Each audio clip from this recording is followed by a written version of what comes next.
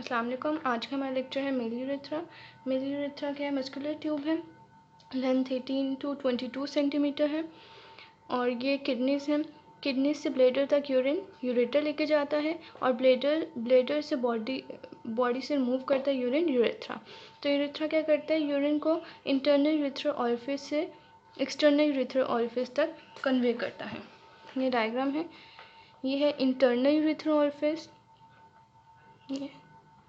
और ये है एक्सटर्नल यूरेथ्रल ऑरिफिस। तो ये कन्वे करता है यूरिन को यहाँ इंटरनल से एक्सटर्नल और एग्जिट प्रोवाइड करता है फॉर सीमेन।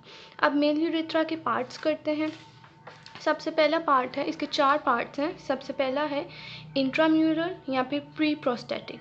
प्री प्रोस्टेटिक मतलब प्रोस्टेट ग्लैंड से पहले प्री मीन्स पहले, ठीक है। तो इसकी लोकेशन क्या है पहले देख लेते हैं। इंट्राम्यूरल है, इंट्राम्यूरल पार्ट ऑफ यूरेथ्रा मतलब प्रोस्टेट से पहले है, इसीलिए इसे कहते हैं प्री प्रोस्टेटिक, ठीक है। ये प्रोस्टेट ग्लैंड है और ये इंट्राम्यूरल पार्ट है, ठीक है। अच्छा, इंट्राम्यूरल जो इसकी लोकेशन है, extend vertically from the neck of bladder. ये ब्लैडर है, इसकी नेक से जो नेक है वहाँ से एक्सटेंड करता है, ब्लैडर की नेक से कर रहा है एक्सटेंड। उसके बाद इसके फीचर्स हैं कि it is surrounded by internal urethral orifice. इसके इर्द गिर्द इंटरनल यूरेथ्रल स्फिंक्टर प्रेजेंट है। ये है इंट्राम्यूरल पार्ट और ये इंटरनल, दोनों तरफ इंटरनल यूरेथ्रल स्फिंक्टर, ठीक है। और डायमीटर और लेंथ जो है ये ब्लैडर एम्प्टी है या फिल्ड है उस पर डिपेंड करता है। अगर ब्लैडर जो है फिलिंग हो रही है ब्लैडर की, तो क्या होता है कि ये जो इंटरनल यूरेथ्रल ऑरिफिस है वो कॉन्ट्रैक्ट कर जाता है, मतलब इंट्राम्यूरल पार्ट जो है उसका कॉन्ट्रैक्ट कर जाता है, तो इंटरनल यूरेथ्रल ऑरिफिस वो स्मॉल हो जाता है। जब इसके ऑपोजिट जब ब्लैडर जो है एम्प्टी हो रहा होता है तो ये पार्ट जो है रिलैक्स करता है और इंटरनल यूरेथ्रल ऑरिफिस क्या कर जाता है, वो उसकी ओपनिंग लार्ज हो जाती है, ठीक है। तो इस तरह ये पॉइंट है। Diameter and length varies depending upon weather bladder is filled और एम्प्टी।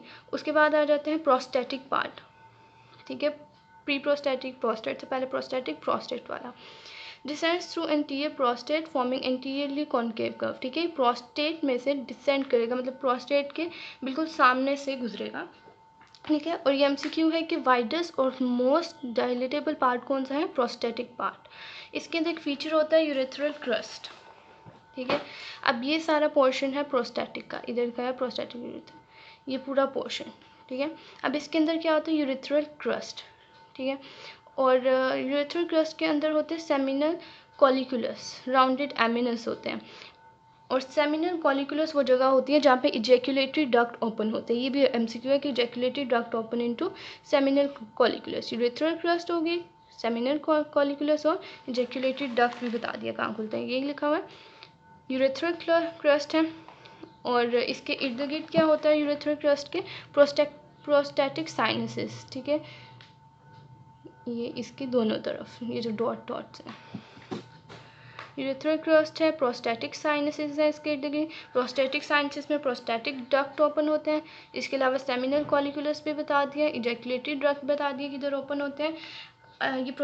यही पार्ट है जहाँ पे यूरिनरी और रिप्रोडक्टिव ट्रैक्ट मर्ज होते हैं, ठीक है। ये भी एमसीक्यू हो गया। इसके बाद करते हैं अगला पार्ट जो कि इंटरमीडिएट या मेम्ब्रेनस। ये डीप पेरिनियल पाउच में से पास करता है और एक्सटर्नल यूरेथ्रल ऑरिफिस सराउंड करते हैं इसे, उसके फाइबर्स।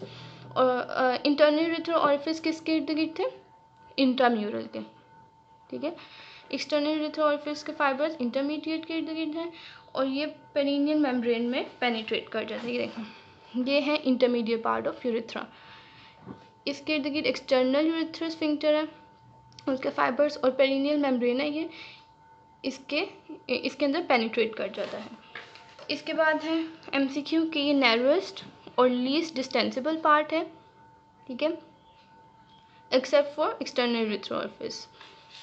ये भी एमसीक्यू हो गया। अगला पार्ट है spongy, this is the last part. क्या है इसमें कि कॉर्पस स्पॉन्जियोसम में से पास करता है। पहली इसकी वाइडनिंग बल्ब ऑफ पेनिस पे होती है और दूसरी इसकी नेविकुलर फोसा पे। इसकी दो वाइडनिंग होती है।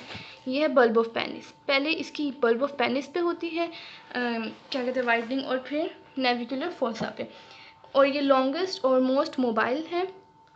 और बल्बो यूरेथ्रल ग्लैंड्स जो है वो इसके बल्बस पार्ट में ओपन होते हैं। तो इसके चारों जो है पार्ट्स हो गए। इसके बाद इनके एमसीक्यूज देख लेते हैं। वाइडेस्ट और मोस्ट डिस्टेंसिबल पार्ट कौन सा है? Prostatic urethra, widest and most distensible. ऐसे याद कर लें कि प्रो है तो वाइडेस्ट है और मोस्ट डिस्टेंसिबल है। और यही पार्ट है जहाँ यूरिनरी और रिप्रोडक्टिव ट्रैक्ट्स मर्ज करते हैं।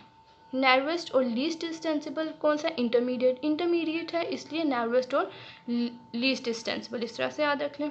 उसके बाद है लॉन्गेस्ट और मोस्ट मोबाइल स्पॉन्जी है। ठीक है, स्पॉन्जी है इसलिए मोस्ट मोबाइल है। ठीक है, एमसीक्यूज हो गए। अब लेंथ का कंपैरिजन कर लेते हैं। केएलएम पे इनकी लेंथ्स दी हुई हैं, लेकिन लेंथ्स याद करने की ज़रूरत नहीं है, सिर्फ ये याद कर लें कि कौन सा जो है किसकी लेंथ ज़्यादा है।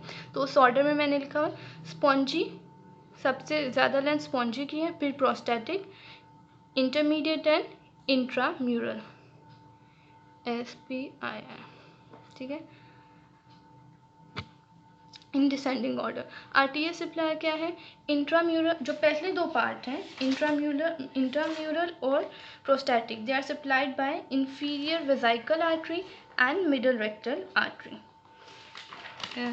6.15 पे देखते हैं। ये है इंफीरियर वेसिकल आर्टरी, ये ब्लेडर है और ये नीचे यूरेथ्रा है, तो ये पीछे से जाके यूरेथ्रा को सप्लाई करते हैं इंट्राम्यूरल और प्रोस्टैटिक पार्ट को। ठीक है, उसके बाद बाकी दो पार्ट्स में इंटरमीडिएट और स्पॉन्जी उसको सप्लाई करते हैं इंटरनल पिडेंडल आर्टरी। उसके बाद वीनस ड्रेनेज जो है, veins drain into prostatic urethra. Innervation क्या है?